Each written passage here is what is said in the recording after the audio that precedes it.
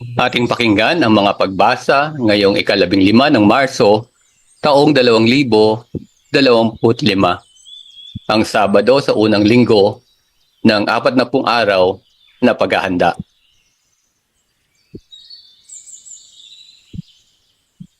Pagbasa mula sa aklat ng Deuteronomio.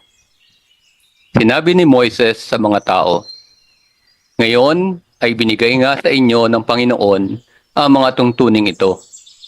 Sundin ninyo ito ng buong puso't kaluluwa. Ipinahayag ninyo ngayon na ang Panginoon ang inyong Diyos. Lalakad kayo ayon sa kanyang daan. Susundin ang kanyang mga tuntunin at diringgin ang kanyang tinig. Ipinahayag naman niya sa inyo na kayo ay kanyang bayan, tulad ng kanyang pangako, at dapat ninyong sundin ang kanyang mga tuntunin. Palalaki niya kayo higit sa ibang bansa upang maging kapurihan niya, karangalan at kadakilaan. At tulad ng sabi niya, kayo ay isang bansa na nakatalaga sa Kanya." Ang salita ng Diyos. Salamat sa Diyos. Salmong tugunan, mapalad ang sumusunod sa utos ng poong Diyos. Mapalad ang mga taong malinis ang pamumuhay. Ayon sa utos ng poon, ang gawain araw-araw. Mapalad ang sumusunod sa kanyang kautusan.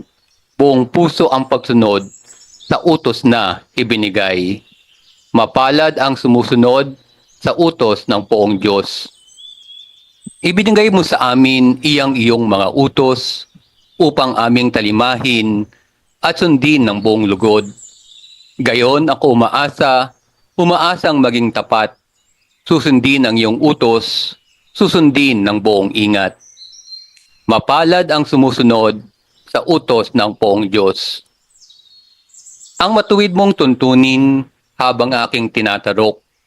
Buong pusong magpupuri, pupurihin kitang lubos. Ang lahat ng iyong utos ay sisikapin kong sundin. Huwag mo kong iiwanan, huwag mo kong lilisanin. Mapalad ang sumusunod sa utos ng poong Diyos.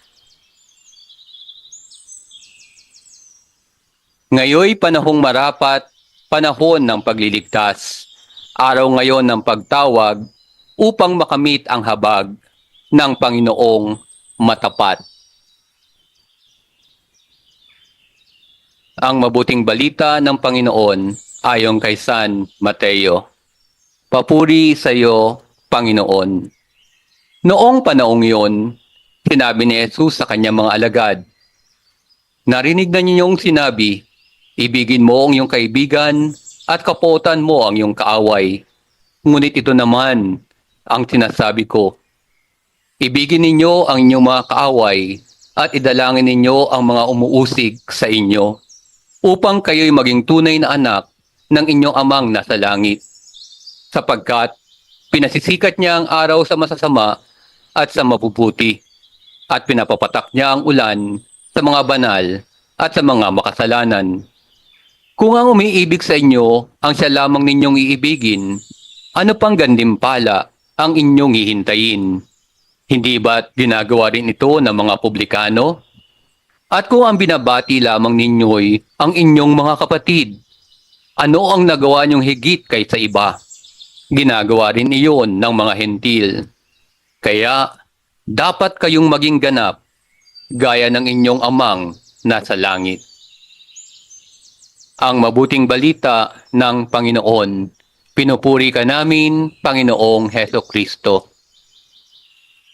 At ngayon po, tayo ay nilay rasal para sa ating mga napakinggang pagbasa. Mahal naming Ama, sa araw na ito, habang kami ay nagbubulay-bulay sa iyong salita, naway maunawaan namin ang kahalagahan ng pagsunod sa iyong mga utos at ang diwa ng tunay na pag-ibig. Tulungan mo po kaming iwaksi ang aming mga makasariling hangarin at maging handa kaming tumugon sa iyong tawag ng pagmamahal. Panginoon, Tulad ng sinabi ni Moises, naway aming sundin ang iyong mga tuntunin ng buong puso at kaluluwa. Tulungan mo kami maging tapat sa iyo at maging handa kaming maging iyong bayan. Turuan mo kaming magtiwala sa iyong mga pangako at maging handa kaming maglingkod sa iyo. Tulad ng aming inaawit sa salmo, naway aming sundin ang iyong mga utos ng buong lugod. Turuan mo kami maging tapat at maingat sa aming pagsunod sa iyo at maging handa kaming purihin ka sa aming mga gawa.